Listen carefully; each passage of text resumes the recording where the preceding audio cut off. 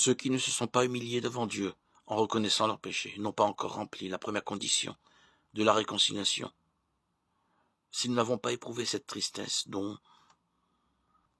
on ne se répand jamais, si nous n'avons pas confessé nos péchés d'un cœur contrit et rempli d'horreur à la pensée de nos iniquités, nous n'en avons jamais véritablement cherché le pardon.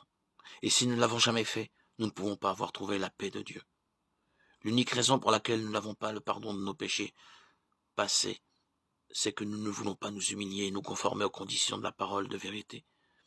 Des directives expresses nous sont données à ce sujet. La confession des péchés, qu'elle soit publique ou particulière, doit être franche et cordiale. Il ne faut pas qu'elle soit faite d'un air détaché et à la légère, ni imposée à des personnes qui n'ont pas encore appris à haïr le péché. La confession qui jaillit spontanément du tréfonds de l'âme rencontre la compassion infinie de Dieu. Le psalmiste s'exprime en ces termes.